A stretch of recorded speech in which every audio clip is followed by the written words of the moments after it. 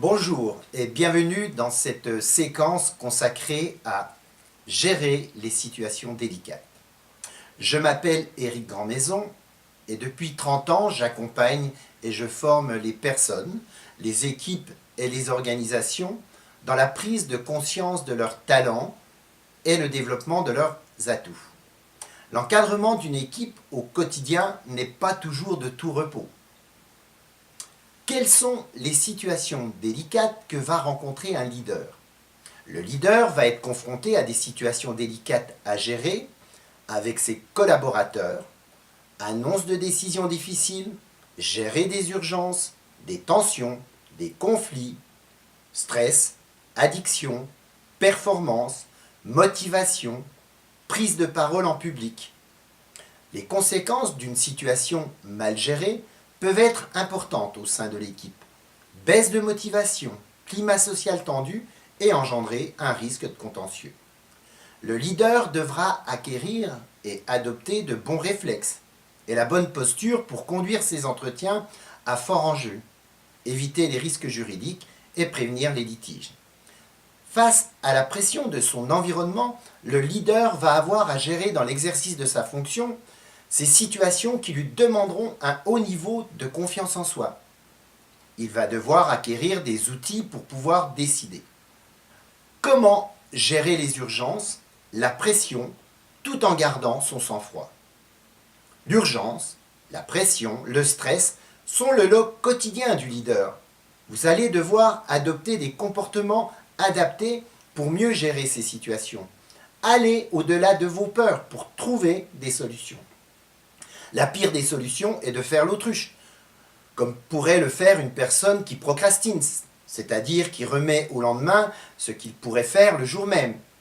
D'ailleurs, l'urgence prend souvent racine dans le statu quo. Il est important que le leader se dégage du temps pour définir ce qui est urgent et important et ainsi identifier ses tâches à haut rendement. Connaître ses zones d'effort, connaître ses zones de confort permet de travailler sur les derniers. Car comme le disait Henri Laborie, les vraies urgences sont rares, les gens pressés sont nombreux.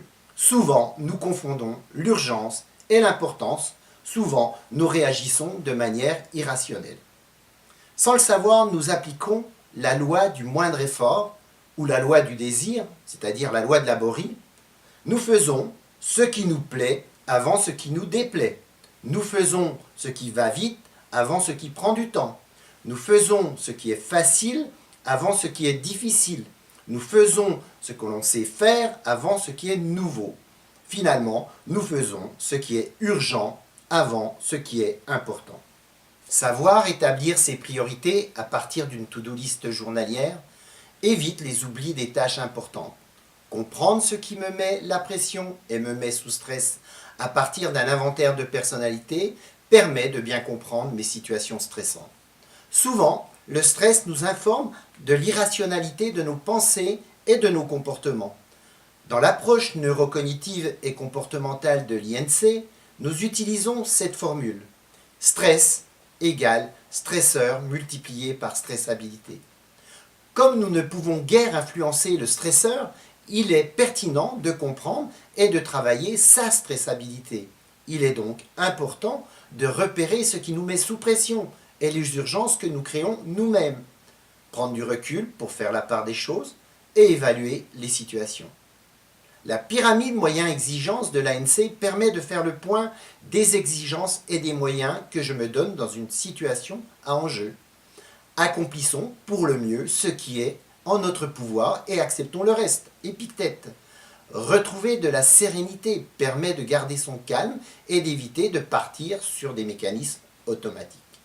C'est la posture assertive en affirmation de soi qui évite à notre territoire reptilien de nous entraîner dans les trois formes d'expression du stress, selon Henri Laborie: fuite, anxiété, agitation; lutte, susceptibilité, colère; inhibition, découragement, déprime. Apprendre à dire non intelligemment, faire respecter son territoire, décerner ce qui m'appartient et ce qui appartient à l'autre, négocier, trouver de nouvelles solutions qui, comme le dit Jacques Fradin dans son livre, L'intelligence du stress, permettent de sortir de ces automatismes pour aller vers un mode mental adaptatif. Curiosité, souplesse, nuance, relativité, réflexion logique, opinion personnelle, trouver d'autres voies, inventer de nouvelles solutions, faire appel à la créativité, n'est-ce pas une des qualités du leader? A posteriori, prendre le temps d'analyser, de faire un feedback sur les situations d'urgence permet de faire baisser la pression et d'éviter que les mêmes situations se reproduisent. Le leader sait identifier les situations qui le mettent dans l'urgence, trouver la posture et la méthode qui lui permettent de favoriser un climat serein. Comment gérer plus particulièrement les tensions et les conflits? Un leader, dans son contexte professionnel, aura à gérer des tensions et des conflits ayant plusieurs origines, classés en 3 catégories. Tout d'abord, les conflits d'origine androgène, liés au fonctionnement de l'individu et à ses besoins. Besoins physiologiques, exigences de salaire et de conditions de travail, besoins de sécurité, stabilité d'emploi, besoins de stimulation, projets, défis, besoin d'appartenance pour que la personne ne se sente pas exclue du groupe, besoin de reconnaissance, se sentir écouté, être félicité, besoin d'estime de soi, ne pas se sentir nul, besoin de puissance et de maîtrise, quoi qu'il fasse, le cours des choses n'est pas modifié, besoin de sens, comprendre ce qu'on lui demande, sentiment d'utilité. Ensuite, les conflits d'origine exogène, dus aux relations interpersonnelles et aux relations de pouvoir. Enfin, les conflits d'origine exogène, dus aux problèmes organisationnels.